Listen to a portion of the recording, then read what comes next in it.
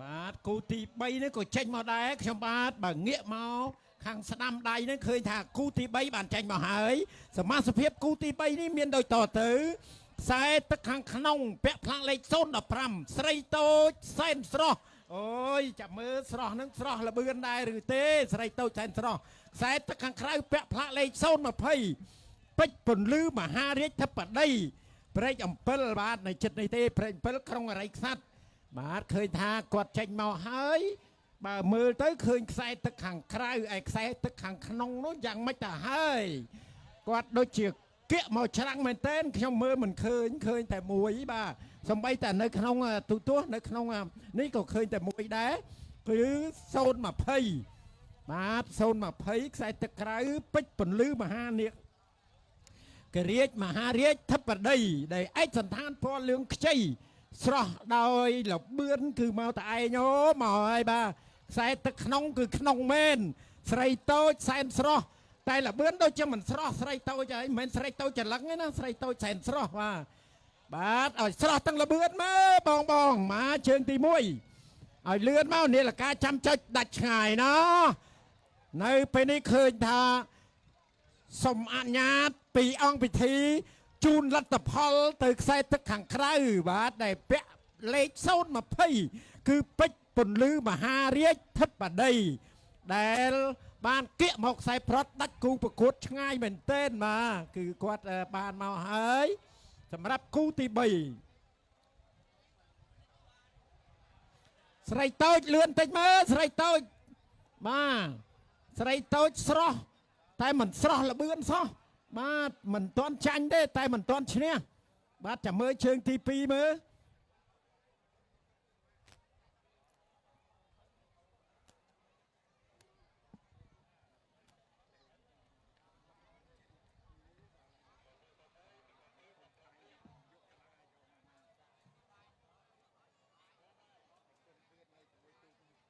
បាទលឿនឡើងបាទស្រីតូច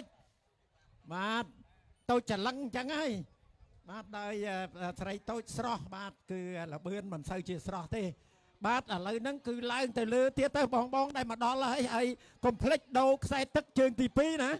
បាទជើងទី2ដូរខ្សែទឹកបងនៅក្នុងបងជួយទៅក្រៅឯបងក្រៅសូមជួយមកក្នុងវិញសូមគោរពនៅតាមបទបញ្ជាឃើញថាល្អណាស់ខ្សែទឹកក្នុងខ្សែទឹកក្រៅគឺ3គូមកនេះគឺគោរពបានល្អណាស់សូមអនុញ្ញាតបន្តទៅគូទី4ខ្នាតអន្តរជាតិខ្សែទឹកក្នុងទូកដែលពាក់ផ្លាកលេខ006មរតកកែវនេត្រាទឹកបាទមកពីព្រែកស្លែងវត្តព្រែកស្លែងព្រែកលួងបាទសូមអធិស្ឋានព្រែកលួងក្រុងអរិយខ្សាត់ខ្សែទឹកក្រៅទូកពាក់ផ្លាកលេខ021ព្រែកថោងមានជ័យបាទព្រែកថោងមានជ័យគឺកណ្យារាមព្រែកលួងក្រុងអរិយខ្សាត់ផងដែរបាទចាំមើលលទ្ធផលយ៉ាងម៉េចដែរបាទខាងក្នុងនេះគាត់គៀកមកបាទគៀកមកច្រាំងមែនទែនបាទមើលទៅឃើញតែខ្សែទឹកក្រៅមុនតែព្រៀបឈ្នះព្រៀបចាញ់នោះខ្ញុំមិនទាន់ជម្រាបបានទេបាទព្រោះមើលមកប្រឆិតបាទមើលមកប្រឆិតបាទគន្ទីយ៉ារាមបាទអូមកពីខាងភ្នំពេញហ្នឹងគឺនៅខាងឆ្វេងដៃឃើញនៅខាងឆ្វេងដៃបាទអញ្ជើញឲ្យលឿនតិចមើលក៏ប៉ុន្តែខ្សែទឹកក្រៅទៀតហើយបាទដូចជាមានព្រៀបខ្សែទឹកក្រៅទៀតហើយព្រែកថោងបាទព្រែកថោងមានជ័យមានន័យថាលបឿនគួរឲ្យចាប់អារម្មណ៍ដែរគុន្ទីយ៉ារាមបាទព្រែកលួងក្រុងអរិយខ្សាត់ដាច់គូប្រកួតឆ្ងាយណាស់បាទសូមជូនតាមដំណើរលទ្ធផលសម្រាប់គូទី4នេះគឺមរតកកែវនេត្រាទិព្វមិនទាន់បានទទួលជ័យជំនះទេបាទចាំមើលជើងទី2យ៉ាងម៉េចដែរនៅពេលនេះឃើញថាព្រែកថោងបានមកដល់ខ្សែប្រត់មកហើយបាទចំណែកឯមរតកនោះថែមលបឿនឡើងបងថែមលបឿនឡើងបាទនាឡិកាចាំចុចឲ្យបងបាទនាឡិកាសម្រាប់បាទគូនេះបាទគូទី4បាទអីយ៉ាងម៉េចទៅហើយអត់អីទេបងបាទក្រុមការងារសង្គ្រោះបាទការងារសង្គ្រោះសូមជួយបាទ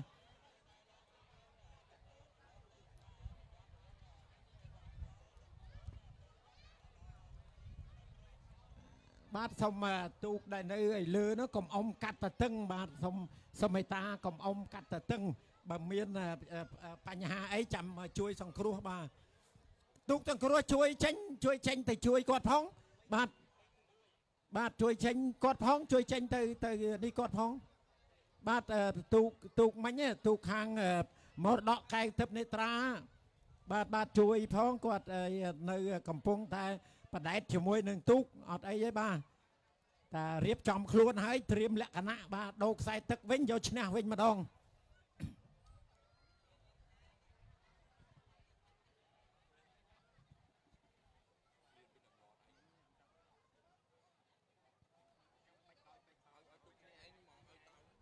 បាទមកតោងទូកគ្នាយើងហ្នឹងទូកគូមិញហ្នឹងបាទអាចតោងអាចបាទជួយគ្នា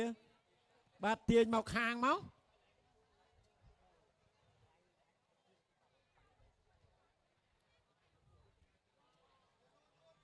បាទចូល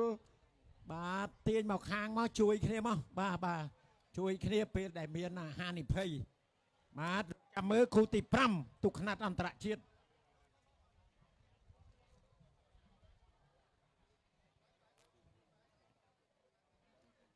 បាទគូទី5ខ្នាតអន្តរជាតិគឺខ្ញុំបានមើលឃើញមកហើយគឺមើលឃើញខ្សែទឹកក្រៅមុនបាទបើមើលឃើញខ្សែទឹកក្រៅមុនជំរាបខ្សែទឹកក្រៅឲ្យហើយទៅ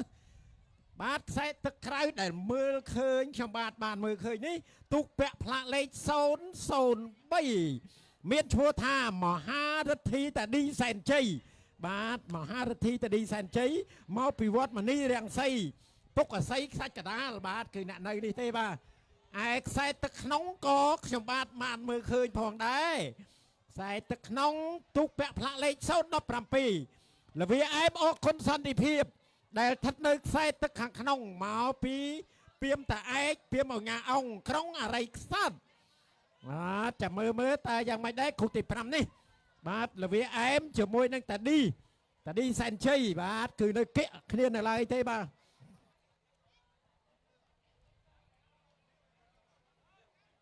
នៅតែគៀកកាត់គ្នាទេក៏ប៉ុន្តែពេលនេះឃើញថាតាឌីដូចជាមានព្រៀបបាទតាឌីដូចជាមានព្រៀបទៅលើលវាអែមអគុណសន្តិភាពតែមិនទាន់ហ៊ានសន្និដ្ឋានទេព្រោះពេលឆ្លងកងភ័ណ្ឌទី2មកមុខវេទិកាខេត្តយោគេតែងតែលេងបន្ថែមបច្ចេកទេសនិងបន្ថែមល្បឿនគួរឲ្យចាប់អារម្មណ៍តទៅទៀតបាទតែ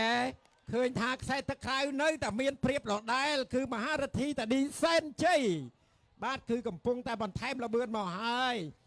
បាទបន្ថែមល្បឿនមកទៀតហើយចំណែកឯលវាអែមនោះក៏បន្ថែមល្បឿនដែរក៏ប៉ុន្តែប្រហែលជាមិនអាចទេព្រោះល្បឿនពេលដែលមកដល់មុខវេទិកាខេត្តយោបែកខ្សែព្រ័ត្រកាន់តែបន្ថែមល្បឿនទៀតបាទបីហើយគឺខ្សែទឹកក្រៅដែលទទួលបានជ័យជំនះបាទគឺពេលនេះគូទី5នេះមហារទ្ធីតាឌីសែនជ័យបានទទួលជ័យជំនះជើងទី1ទៅលើលវាអែមបាទអរគុណសន្តិភាព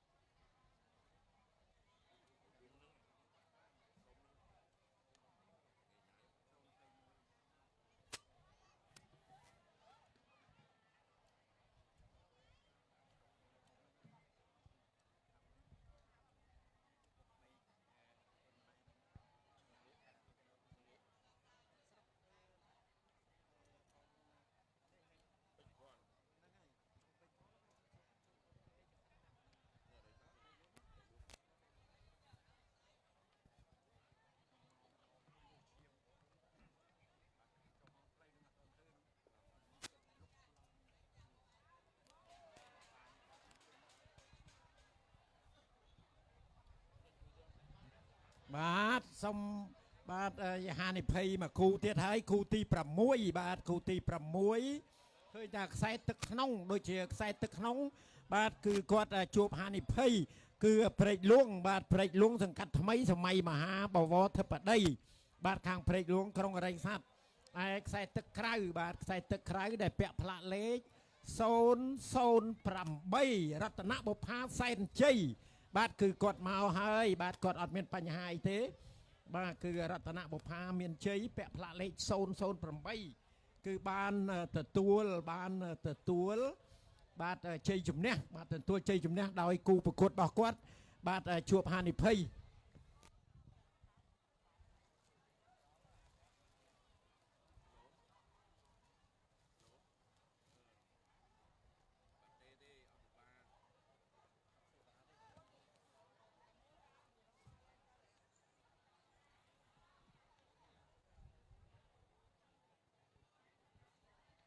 បាទនៅពេលនេះឃើញថាខ្សែទឹកក្រៅបាទខ្សែទឹកក្រៅទូកពាក់ផ្លាកលេខ008ត្រឹមត្រូវរតនបុប្ផាសែនជ័យមកពីវត្តព្រែកលួងបាទសង្កាត់ព្រែកលួងក្រុងអរិយខ្សាត់បាទក្រុងអរិយខ្សាត់ដែលជាក្រុង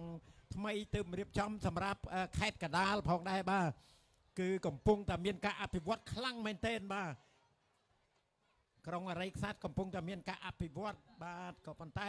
បាទមកដល់ពុកអស័យគឺផ្លូវភ្លឹងតែម្ដងបាទគឺផ្លូវស្អាតមែនទែនមានការអភិវឌ្ឍលឿនមែនទែនឃុំពុកអស័យបាទគួរឲ្យចាប់អារម្មណ៍ណាស់បាទអរគុណលោកគ្រូមិញនេះបាទភ្លេចមើលម៉ោងទៅម៉ោង1បាទជើងក្រុមការងារបច្ចេកទេសទាំងអស់អត់ទាន់បានបាទអាហារថ្ងៃត្រង់ទេប៉ុន្តែទោះជាបីជាយ៉ាងណាក៏នៅតែបន្តបាទយកចិត្តទុកដាក់នៅក្នុងការបាទធ្វើឲ្យមានភាពសុក្រិតនិងយុត្តិធម៌ជូនដល់ពុកម៉ែបងប្អូនក៏ដូចជាជូនដល់ចំណុះទុកទាំងអស់ដែលជាអ្នកចូលមកអុំប៉ណ្ណាំងនៅទីនេះគឺយើងមិនអោយអ្នកទាំងអស់គ្នាបាទខ្នក់ចិត្តនោះទេប៉ុន្តែអាស្រ័យទៅលើការចូលរួមដែរយើងឃើញហើយរយៈពេល2ថ្ងៃនេះជាថ្ងៃចុងក្រោយយើងឃើញថាទស្សនវិជ្ជានៃការអុំប៉ណ្ណាំងក៏ដូចជាពុកម៉ែបងប្អូននៅតែបន្តការគាំទ្រយ៉ាងច្រើនកក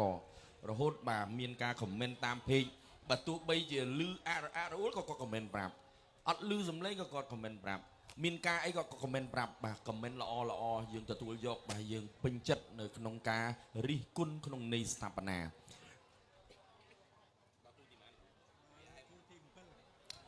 បាទយើងបន្តទស្សនានៅគូទី7បាទគូទី7បាទគឺកោះខ្សាច់បាទកោះខ្សាច់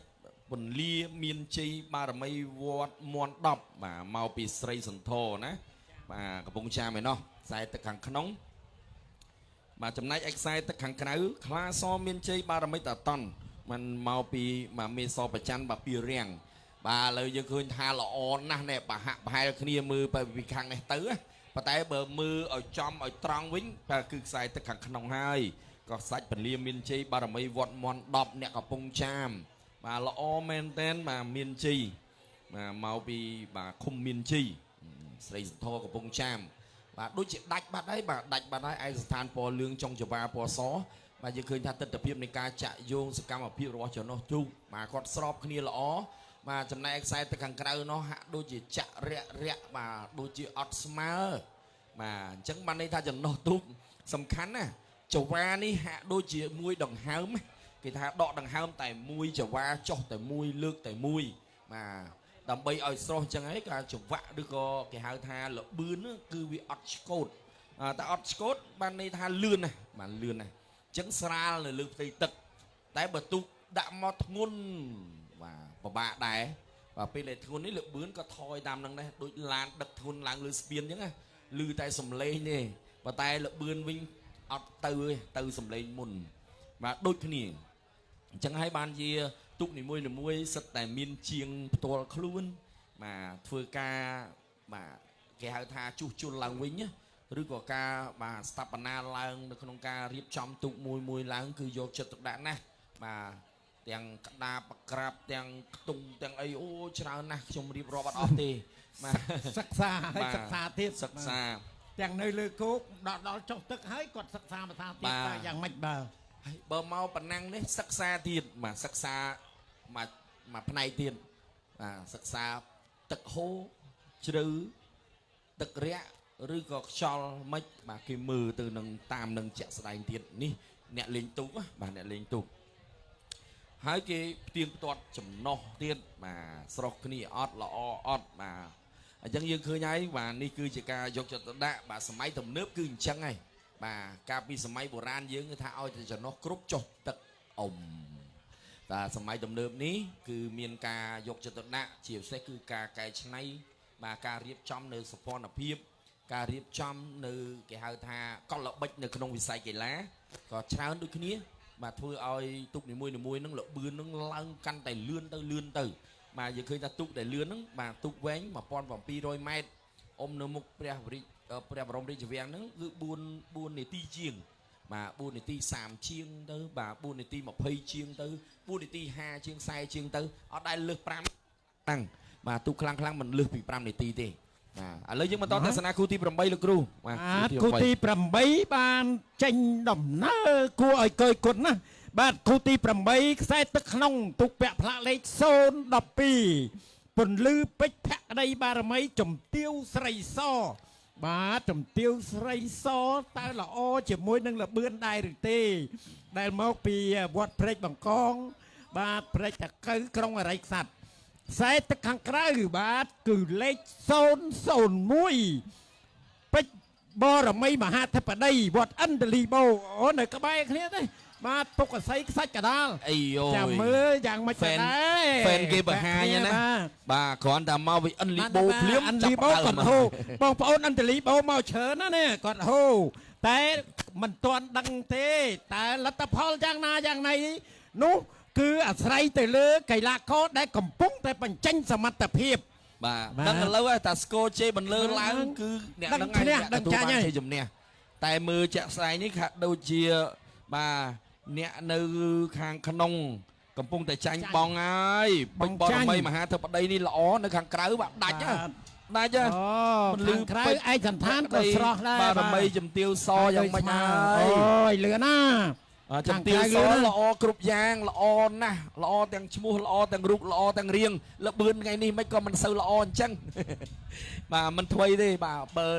ជើងទី1មិនល្អចាំជើងទី2ឲ្យយើងល្អគ្រប់យ៉ាងណាបាទស្រីសល្អឯកក៏ប៉ុន្តែមិនល្អលបឿនទេស្រីសអើយចាំជើងទី2ចាំយាយគ្នាបាទអញ្ចឹងសុំហើយណាខាងនេះបាទបងប្អូនអន្តលីបូសប្បាយតែបងប្អូនខាងព្រែកតកៅកំអាលអីគាត់ថាមិនទាន់ឈ្នះបាទអត់ទាន់ឈ្នះទេបាទហើយនឹងបន្តមកគូទី9បាទគូទី9មើលមិនទាន់ឃើញទេគូទី9មើលមិនទាន់ឃើញទេគឺរងចាំមើលតែចេញមកឲ្យតែឃើញគឺឃើញខ្សែទឹកក្រៅមុនហើយគូទី9បន្ទាប់ពីគូទី9ហើយគូទី10បាទគឺមកហោហែគូទី9នៅមិនទាន់ឃើញចេញមកនៅឡើយទេបាទយើងឃើញហើយអ៊ំប៉ុណ្ណឹងថ្ងៃនេះស្វិតស្វាញណាជាសេះ top 10បាទលេខរៀងជើងខ្លាំងទាំង10បាទខ្ញុំជំរាបជូនដល់ពុកម៉ែបងប្អូនអ្នកទស្សនាតាមពេកបាទយកល្អមកវត្តអញ្ជើញមកមើលផ្ទាល់បាទដឹងថាល្អមើលយ៉ាងណាបាទឥឡូវនៅក្នុងពេករបស់យើងគិតមកដល់ពេលនេះ 100000 នាក់ហើយយកច្រើនបាទប្រហែល K ហើយបាទចូលច្រើន K ណាបាទអូ 5-10 ម៉ឺនណាបាទឡើងលឿនបាទបងប្អូនយើងឃើញហើយបាទគ្រប់គ្រងច្រើនណាស់វិស័យទូកនេះបាទមានការគ្រប់គ្រងច្រើនអញ្ចឹងពុកម៉ែបងប្អូនត្រូវដឹងថាដល់ខែនេះបាទឃើញហើយសម្រាប់គូទី9បាទខ្ញុំមើលឃើញហើយគូទី9តែមិនដឹងថាខ្សែទឹកក្រៅខ្សែទឹកក្នុងទេគូទី9គ្រាន់តែជម្រាបជូនសមត្ថភាពគូទី9ខ្សែទឹកក្នុងពាក់ផ្លាកលេខ013តានុងដែលជះចង្ហាន់ហុយសុកសែនជ័យមកពីខាងឯកព្រែកតានុងបាទឃុំព្រែកតានុងកោះសតិនបាទគឺកោះសតិននៅខាងលើខេត្តកំពង់ចាមឯកខ្សែទឹកខាងក្រៅទូកពាក់ផ្លាកលេខ007 ពន្លឺពេជ្យារាមពន្លឺពេជ្យារាមមកកន្ធីយារាមវត្តកន្ធីយារាមព្រែកលងក្រុងអរិយខ្សាត់អូយឃើញទាំងគូតែម្ដងបាន បាទគេមកព្រមគ្នាចឹងល្អមើល អូមកទឹមគ្នាបាទ ទឹមគ្នាចឹងនឹងល្អមើលហើយមើល អូនចិត្តអត់ហ៊ានទេខ្ញុំអត់ហ៊ានខាងណា ឬក៏តំណងតែជាបាទអេ ចាំមើល ពាក្យលោកគ្រូពាក្យថាចង្ហាន់ហុយលឿនណា លឿន បាទព្រោះថាចង្ហាន់នឹងហុយបាននេះតែ ក្តៅ យកទៅដល់វត្តនឹងគឺនៅតែក្តៅចឹង ប្រសងដឹងតែក្តៅអ៊ុនយ៉ាងតិចក៏អ៊ុនដែរលឿនណាស់បាទ បាទចេ បាច់ទៅក៏ទៅដែរអាយ៉ាប៉ាន់មានល្អណាស់ អីខាងកពីរា យ៉ាងម៉េចអើយខាងបងប្អូនកោះស្ទឹងអូយលឿនណាស់ខាងកោះស្ទឹងណាកំពង់ចាមខ្សែទឹកក្នុងបាទចេះណាស់បច្ចេកទេសពេលនោះមកទឹមដល់តែចិត្តដកខ្សែប្រត់សមហើយជើងទី1 បាទដាច់ប៉ាត់តែម្ដងបាទល្អណាស់បាទអ្នកកន្ទីយារាមយើងបាទចាំជើងទី2ទៅបាទមិនតាន់អីទេបាទ រងចាំគូទី10បងអូនចិត្ត បាទ គូទី10នេះគឺកម្លាំងយុវជនបាទគូទី10កម្លាំងយុវជនដែលមកពីខាងសង្កាត់សារិកាកែវអើយបងប្អូនសារិកាកែវអើយលោកចៅសង្កាត់បុនភ័យកំពុងតែអ៊ុតមើលកម្លាំងយុវជនឯព្រះអង្គមុនធឿនហ្នឹងគឺมันបានមកគង់លើវេទិកាទេគឺគង់ជាមួយចំណុះទូកតែម្ដងបាទអរគុណចាំមើលខ្សែទឹកក្នុងពាក់លេខ010 គុណនៅលើទូកចែវឬនៅលើទូកsupport ទូកគ្រប់ត្រ ទូក support បាទខ្សែទឹកក្នុងពាក់ផ្លាកលេខល្អណាស់លេខ010ក្រុងនគរសែនជ័យបារមីព្រះវិហារក្រោមយុវជនសង្កាត់សារិកាកែវបាទក្រុងអរិយខ្សាត់ចំណែកឯខ្សែទឹកខាងក្រៅ009បាទពន្លឺផ្កាយព្រឹកកោះអញ្ញាតីអូអត់អីទេបាទគឺនៅក្បែរគ្នាទេ បាទ ក្បែរគ្នាទេ ឥឡូវមកហើយណាក្រុងនគរសែនជ័យបារមីព្រះអង្គវិហារក្រោមខាងសារកាកែវជាមួយពលឺផ្កាយព្រឹកកោះអញ្ញាតីបាទប្រហែលគ្នាល្អណាស់ទេម្សិលមិញហ្នឹងគឺបានន័យថាធ្វើមិនសូវល្អទេថ្ងៃនេះតាមមិនសូវល្អទៅផ្ទះវិញដឹងគេសួរហើយមិនដែរពីរជើងម៉ៃទី1ពីរជើង2ប្រាប់គេទៅថាបើឈ្នះមួយជើងបានមួយជើងដែរ បងប្អូនមកពីខាងវត្តស្វាយដែតមើលតើយ៉ាងម៉េចដែរកម្លាំងយុវជននៅក្នុងសង្កាត់សារិកាកែវក៏ប៉ុន្តែបានទឹមគ្នាបានទឹមគ្នាល្អណាស់តាមដានលោកចៅសង្កាត់តាមដានជាមួយខ្ញុំនឹងអត្ថាធិប្បាយជាមួយនឹងអូនចិត្តបាទ បាទឥឡូវយើងបន្ត ណាស់ បាទពន្លឺបាទផ្កាយព្រឹកណាអ្នកកោះអញ្ញាតីខ្សែទឹកខាងក្រៅយ៉ាងម៉េចបាក់បែកគ្នាតែមកដល់នេះយើងឃើញថាក្រុងនគរសែនជ័យបារមីថែមល្បឿនក្រោមនេះបាទព្រះវិហារក្រោមលឿន ក្នុងដូចជាបងហើយខ្សែទឹកខ្សែហើយដឹងអាមកហើយអារាមដក ហើយបាទពន្លឺផ្កាយព្រឹកកុំបថបបថយលឿនណាស់ អត់តនេះ អូយអ្នកអញ្ញាតីអីយ៉ាអបផងអូបាទ6 7ខ្ទង់បាទខ្សែទឹកក្នុងគឺយុវជនសង្កាត់សារកាកែវក្រុងនគរសែនជ័យបារមីព្រះអង្គវិហារក្រោមទទួលជ័យជំនះទៅលើពន្លឺផ្កាយព្រឹកបាទតែប្រមាណខ្ទង់ទេអបអសាទរផងបដិគុណបុនធឿនបាទអបអសាទរជាមួយលោកចៅសង្កាត់បុនភ័យក៏ដូចជានាយកសាលាសិក្សានៅក្នុងវត្តស្វាយដែតផងដែរបាទឧបត្ថម្ភខ្ញុំណាអត្ថាធិប្បាយនេះមកដែរបាទគឺមហូបអាហារបាទអើយអរគុណច្រើនមែនទែនមហូបអាហារឆ្ងាញ់បាទអរគុណណាស់ឥឡូវយើងបន្តទស្សនាជាបន្តទៀតបាទគូជាបន្តនេះគឺគូលេខរៀងទី11បាទមហាព្រំខ្សែទឹកខាងក្នុងយុវជនបារាយយើងនិយាយទៅឈ្មោះទៅគឺ fan គាត់បាទចាប់ដើមស្រែកបាទជ័យខូប៉ុន្តែលទ្ធផលមិនទាន់ដឹងថាយ៉ាងណាទេដោយសារថាបាទក្រុមការងារយើងកំពុងតែបាទធ្វើការផ្ដិតយករូបភាពប៉ុន្តែមិនទាន់ចេញមកទេមិនទាន់ឃើញនិយាយរួមទៅចេញមក